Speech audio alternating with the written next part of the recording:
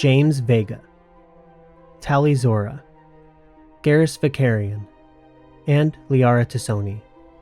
If you are a Mass Effect fan, you certainly recognize these characters, and I'm more than sure you love at least one of them. The games bring us so close to these characters, but there is more to their backstories than can be shown in-game. If you want to know more about their lives and personal struggles, you'll find it in the comic series Mass Effect Homeworlds. In this video, I'll tell you a bit about the comic and then give recommendations on whether or not it's worth reading. For your convenience, this video is divided into chapters. The review section will contain spoilers for Homeworlds and some light spoilers for the Mass Effect trilogy, so watch with caution.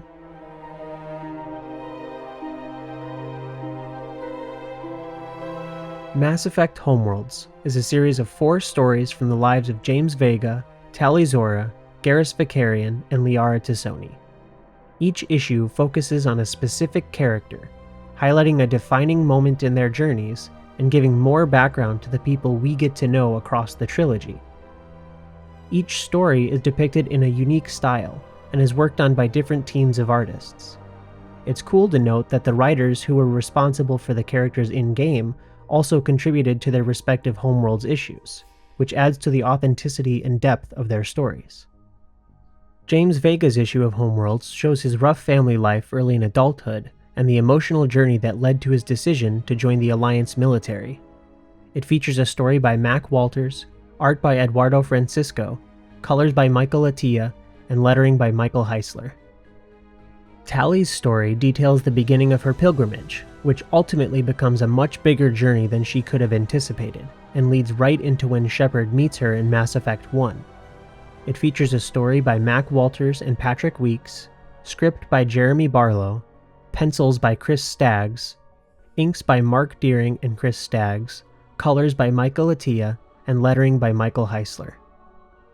Garrus's Homeworlds issue depicts his search for purpose in life, and he learns many lessons from his tough relationship with his father. It features a story by Mac Walters and John Dombrow, script by Jeremy Barlow, art by Gary Brown, colors by Michael Atiyeh, and lettering by Michael Heisler.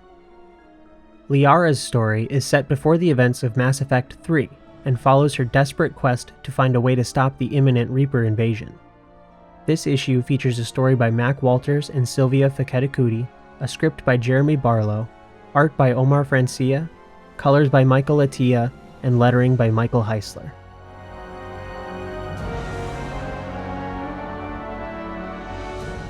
Homeworlds is a really interesting series of comics.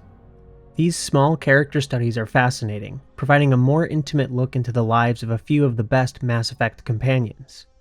It's so easy to love these characters already, but reading these comics will only expand your appreciation for them. That said, these stories aren't necessarily critical to enjoying the games or these characters, so some folks may find them more interesting than others. With that in mind, here are a few considerations I have about how to approach Homeworlds and who would be most interested. As mentioned, the Homeworlds series expands the lore of its respective characters, but it doesn't necessarily add a ton of depth to the overall Mass Effect series, since they mostly rely on knowledge and plots already established in the games. That said, folks who really adore the character-related aspects of the games will have a great time learning more about these 4 characters. Specifically, if Garrus, Tali, or Liara are your favorite characters, or your Shepard's love interests, then I strongly recommend reading their respective Homeworlds issue. Now, I left James out for a specific reason. Of the 4 issues in the Homeworlds series, I would argue that James's is the most important, and it's almost required reading. James is a rare case where he's only present in 1 game, so he has had far less time to grow with Shepard and the crew, and more importantly, the player. I think it's extremely beneficial to readers and players to experience more stories with James, where he is given the time and attention to develop in a way that the more established characters have over the course of 2 or 3 games. The entire Homeworlds series is featured in the Mass Effect Complete Comics collection, which I generally recommend to all Mass Effect fans. But each issue is also available separately, which could be a better decision for folks only interested in this series or a specific character's story.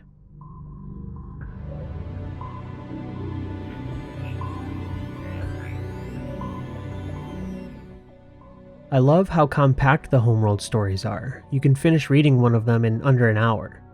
It's really nice to have some short stories for a change in the Mass Effect series. Even though they are short, they make brilliant use of only a handful of pages. There is serious emotion and character development packed into every panel of this series. You can feel the love the creators have for these characters, and it makes them all the more enjoyable to read. The James Vega story is great.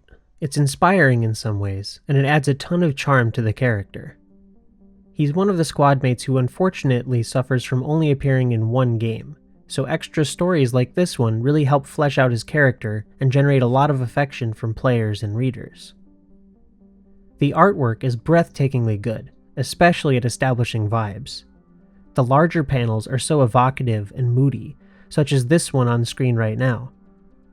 The series' inspiration from Blade Runner is so evident here, and it's awesome. It's also awesome to see more of what Earth looks like in the Mass Effect universe, like James's hometown of San Diego. Tali's story is a fun one. It explains how she got to where she is at the beginning of Mass Effect 1, and ends with her looking out at Rannoch's horizon from the end of the Koryan-Geth War in Mass Effect 3. At its heart, it's about revealing her father's love for her and the heights he was confident she'd reach, despite him being unable to show it very well. His prediction was correct, except for the tragic fact that he was never able to make it to Rannoch with Tali. Personally, I'm not a huge fan of the art style of this comic, but I appreciate its uniqueness. It stands out from the rest of the series, making this particular story more memorable in a distinct way. Garrus's story is really cool, but of course it's always amazing to see more from him. In terms of plot, we essentially know all of what transpires from hearing about it in the games. The biggest takeaway from this story is Garrus's relationship with his father, and how it affected him throughout his life. It cleverly conveys the message that the lessons your parents teach you when you're young may be difficult to understand, but they will matter later on in adulthood. I also really love how their relationship evolves over Garrus's life. They were at odds for a long time, but they found a place of respect for each other. Despite the rough patches, Garrus's father still played a role when Garrus thought it was all over in his last stand against the gangs of Omega. Just like the intro flashback, Garrus's father encourages him never to give up on something when it gets difficult.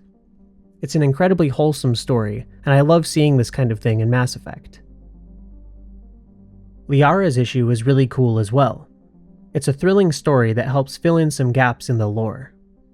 It isn't necessary to understand the plot of Mass Effect 3, but it definitely provides some interesting context for both Liara and the Elusive Man. I really like it when characters bring up matriarch Benezia. Comparing Liara to her mother is always interesting to me, because of the things she does that echo Benezia, either knowingly or subconsciously.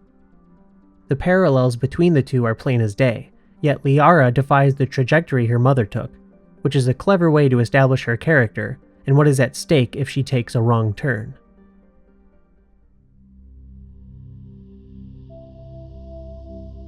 Thanks for watching. If you end up checking out the Homeworlds series, please leave a comment to let me know what you think, and be sure to put appropriate spoiler warnings for your discussion. If you have any questions about the story or characters, please also feel free to comment below, and I'll try to answer them or get around to them in a future video. If you liked this video, be on the lookout for my coverage of the other Mass Effect novels and comic books. I also have several theory videos coming, so stay tuned. Thanks again, and I'll see you in the next one.